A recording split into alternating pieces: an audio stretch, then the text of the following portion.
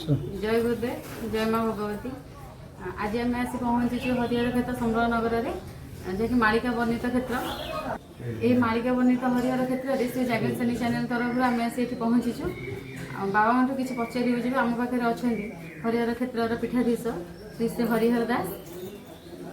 ये पीठ विषय बाबा मानू किसी बुझे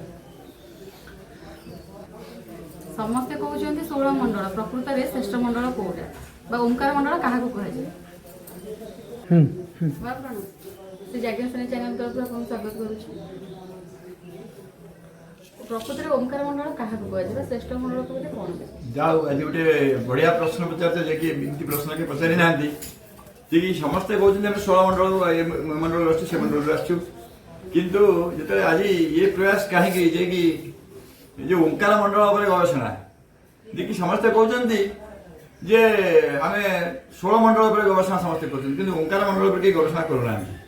कि से कह ओंकार मंडल पर अच्छा विजय करी रूपरेख आज ना कि तुम किंतु जोटा ओंकार मंडल से ओंकार मंडल को आम जमी कहते आमर रजत त्रिभुज तारका जोटा कि आम कहते कोलनगिरी रत्नगिरी उदयगिरी उदयगिरी की बर्तमान त्रिभुजर आख्या दि जाए तीन कोणिया आख्या दि जाए किंतु समस्ते विभिन्न जगह टाणुं टाणु आम किसी आपत्ति ना किंतु बर्तमान नेट मारे समस्त सर्च कर देखु जे तीन कोणिया जगह कौटी अच्छी से छा जापर जे जो तीन कोणिया अच्छी ओंकार क्षेत्र कौटी अच्छी से छा जापर कि ओंकार क्षेत्र पर कहीं गवेषणा करना किंतु करेंगे आग को करेंगे जेहेतु कि बाहर देशर लोक मैंने आपको गवेषणा कर जोटा कहती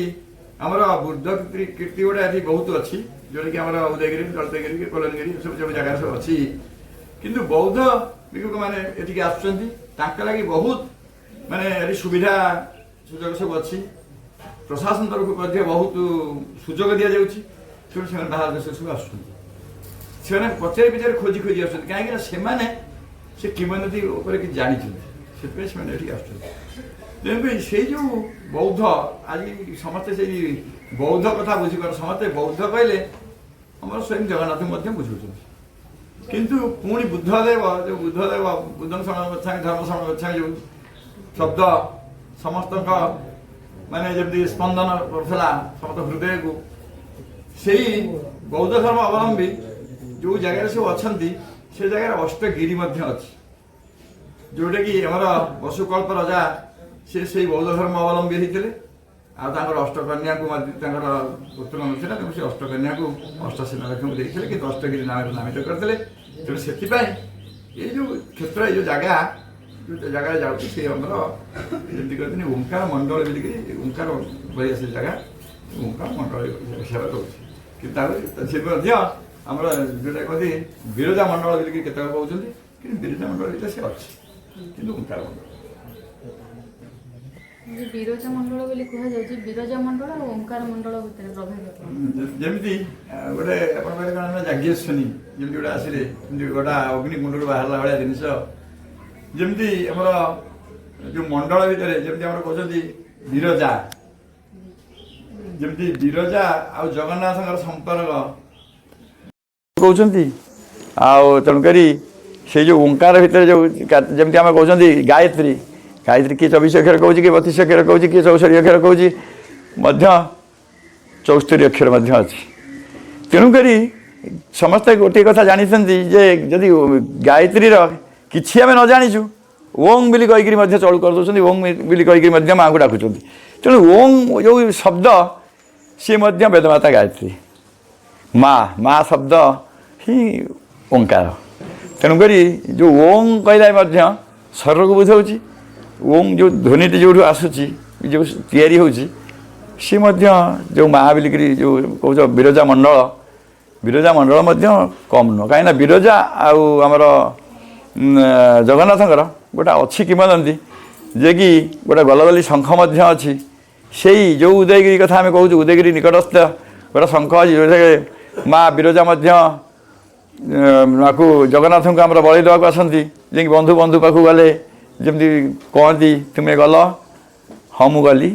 ये भी कहते मुझे तेणुक से जगह दी जनकर भेटाभेटी हुए दी जन परस्पर को माने भेटे जाती ये जाती से नया सड़क बोलिक आगे था एवं तो बहुत सड़क हो गलानी बहुत रास्ताघाट हो गलानी रास्ताघाट नाला कि गलगली शंख बोलिक गोटे आता बेट्री श्यामल से जगह से उदयबट निकट में जोटा कि बर्तमान कौच त्रिभुज आकार जिनस तेणु से जो विरजा मंडल जो कार्यक्रम विरजा मंडल जोटा कहते हैं ओंकार मंडल ओंकार मंडल भितर विरजा मंडल तेणु ओं शब्दर अर्थ बहुत गरियान तेणुक से जो ओंकार मंडल पर समस्ते ओंकार मंडल पर अच्छा समस्ते ओं बोलिक आगे जेकोसी माने मंत्र उच्चारण करूँ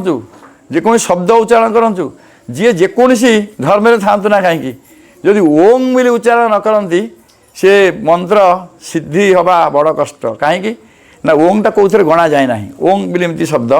किंतु से कौन न लगे सिद्धि अर्जन करा जाए ना तेणु ओं केते महान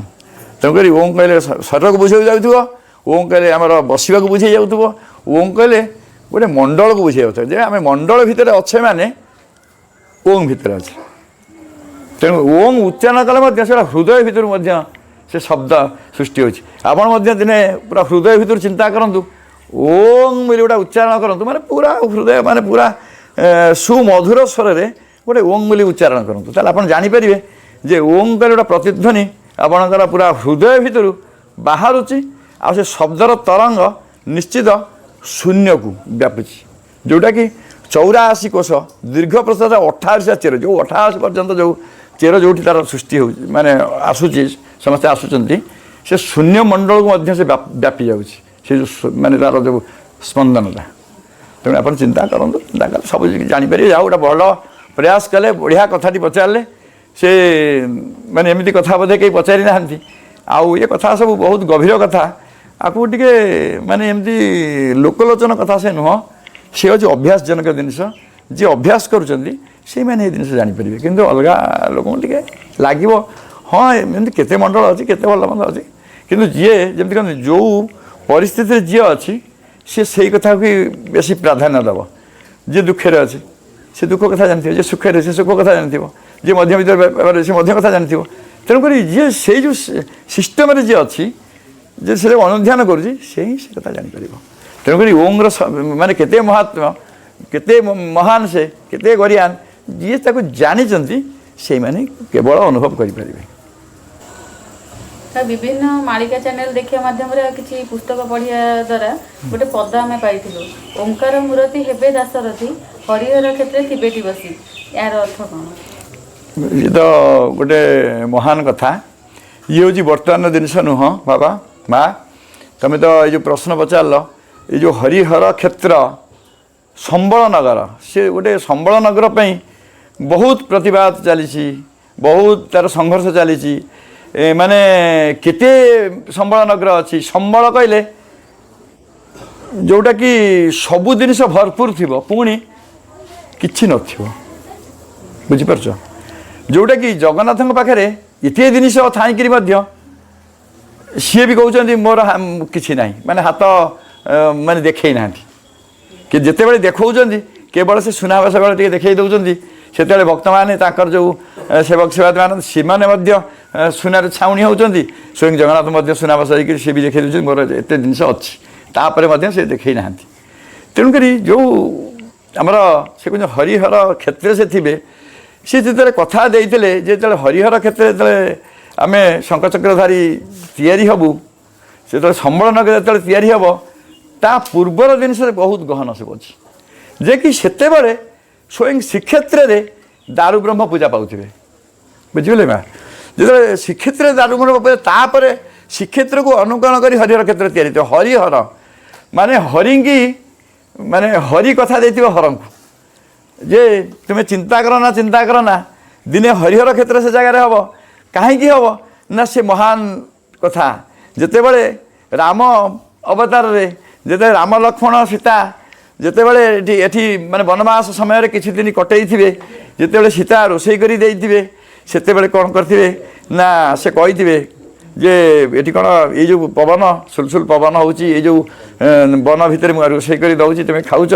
ये दिने लक्ष लक्ष चूल्हा हम लक्ष्य कर चूल्हा लक्ष लक्ष भक्त मैंने आसवे सेते बड़े कौन हम ना हरिहर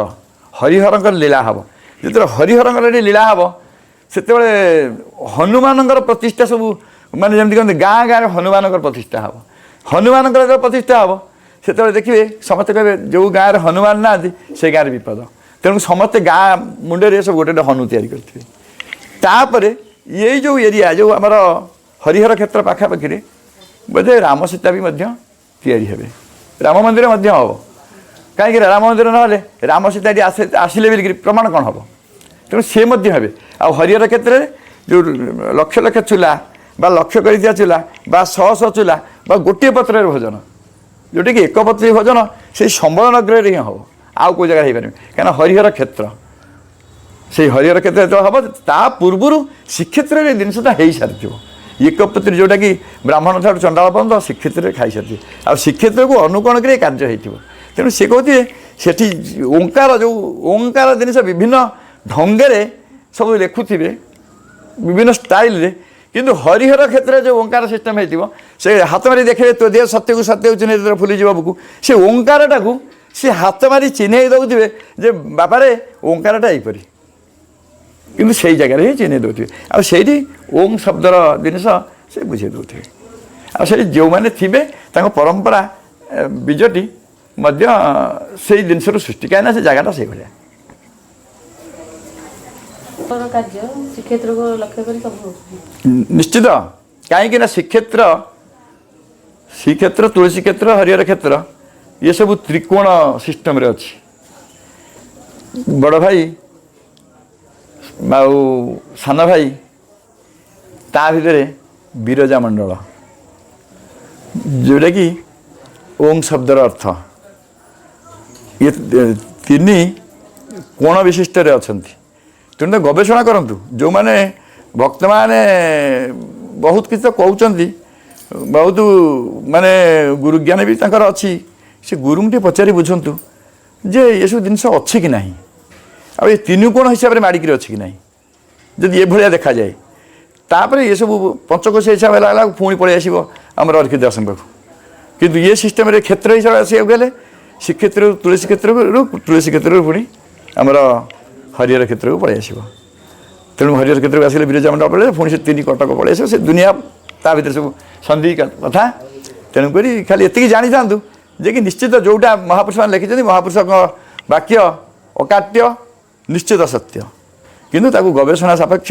ଯଦି ଗବେଷଣା କରାଯାଏ ସେ ଜାଣିବା ଲୋକ ବାଟ ପଡ଼ିছে ନ ଜାଣିବା ଲୋକ ଅନ୍ଧ, ଭାବରେ ଭଣିଲେ ଶ୍ରୀ ଅଚ୍ୟୁତାନନ୍ଦ ଦୟା କଲେ ଆଦି କନ୍ଦ। ଯଦି ତୁମେ ଠିକ୍ ଢଙ୍ଗରେ ଠିକ୍ ଭାବରେ ଠିକ୍ ଭକ୍ତିରେ ଯଦି ମହାପୁରୁଷଙ୍କୁ ବିଶ୍ୱାସ କରିଛ ତାଙ୍କ ଅର୍ଥଟାକୁ ବୁଝି ବୁଝି ଚାଲ। ଆଉ ଗୋଟିଏ ଜାଗାରେ ବୁଝିପାରିବ ନାହିଁ। କାହିଁକି ଗୋଟିଏ ଜାଗାରେ ବୁଝିପାରିବ ନାହିଁ ନା ସେମାନେ ଗୋଟିଏ ଜାଗାରେ ଯଦି ସବୁ କଥା ଲେଖିଦେଇଥାନ୍ତେ ତାହେଲେ ପିଲାମାନଙ୍କୁ ଅଡ଼ୁଆ ହୁଅନ୍ତାନି। ସିଏ ଗୋଟିଏ ଗୋଟିଏ ଜାଗାରେ ଗୋଟିଏ ଗୋଟିଏ ପଦ ଲେଖିଛନ୍ତି, ଗୋଟିଏ ଗୋଟିଏ କଥା ଲେଖିଛନ୍ତି, ତାକୁ ଆଣି ଖଞ୍ଜି ଦେଲେ, ତାକୁ ଆଣି ଯୋଗ କରିଦେଲେ ସେତେବେଳେ ବାକ୍ୟଟା ପରିଣତ ହେଇଯାଏ, ସେତେବେଳେ ଆନନ୍ଦ ଲାଗେ। କିନ୍ତୁ ସେ କହିଛନ୍ତି ତୁମେ ଟିକେ ପରିଶ୍ରମ କର, ଟିକେ ମିଳାଅ, ଟିକେ ଗ୍ରନ୍ଥକୁ ଗ୍ରନ୍ଥ ମିଳାଅ। ଯଦି ମିଳେଇ ପାରିବ ଟିକେ ବୁଝିପାରିବ ତାହେଲେ ଯାଇକି ଠିକ୍ ହେବ। କାହିଁକି ନହେଲେ ତ ଗ୍ରନ୍ଥ ପଢ଼ିତ ହେଇଯିବ, ତାହେଲେ ଗୁରୁ କ'ଣ ଦରକାର? ତେଣୁ ଗୋଟିଏ ଗୁପ୍ତ ଜିନିଷକୁ ଜାଣିବାକୁ ହେଲେ ଗୁରୁ ଦରକାର। ତେଣୁକରି ଗୁରୁ ଗୁରୁ ଗୁପ୍ତ ରୂପ ଦର୍ଶନ ଧ୍ୟାନ କର ମୂଢ଼ ମନ। ଗୁପ୍ତ ରୂପକୁ ଦର୍ଶନ କରିବାକୁ ହେଲେ, ଗୁପ୍ତ ରୂପକୁ ଜାଣିବାକୁ ହେଲେ ଗୁପ୍ତ ଗୁରୁ, ଗୁପ୍ତ ଗୁରୁ କହିଲେ ତତ୍ତ୍ୱ ଗୁରୁ, ଯିଏକି ମଞ୍ଜି। ସେ ଗୁରୁଟି ମଞ୍ଜି ଜଣାଇବା ପାଇଁ ଗୁରୁ ଆବଶ୍ୟକ। ତେଣୁ ସମସ୍ତେ ସଦ୍ଗୁରୁ କରନ୍ତୁ। ସଦ୍ଗୁରୁ କଲେ ନିଶ୍ଚିତ ସତ୍ କଥା ସତ୍ମାର୍ଗ ସତ୍ଚିନ୍ତା ସବୁ ସେ ଜଣେଇଦେବେ। ଦେଖନ୍ତୁ ଦର୍ଶକ ବନ୍ଧୁ, ଆଜି ହରିହର କ୍ଷେତ୍ରରେ ପୀଠାଧୀଶ ବାବା ଆଜି ମହା ଖୁଲାସା କଲେ ଯେ ଓଙ୍କାର ମଣ୍ଡଳ କହିଲେ ପ୍ରକୃତରେ କ'ଣ ବୁଝାଯାଏ। ବାବା ଆଜି ଓଙ୍କାରର ଗୂଢ଼ ତତ୍ତ୍ୱ ଖୋଲିଲେ, ଯାହାକି ସମ୍ବଳ ନଗରରେ ଏହା ଗୁପ୍ତ ରହିଛି। ଏ ଜନସମାଜ ଏଥିପ୍ରତି ଗବେଷଣା କରନ୍ତୁ। ଆଉ ସତ କ'ଣ ମିଛ କ'ଣ ନିଜେ ପରଖନ୍ତୁ। ଜୟ ଭଗବତୀ।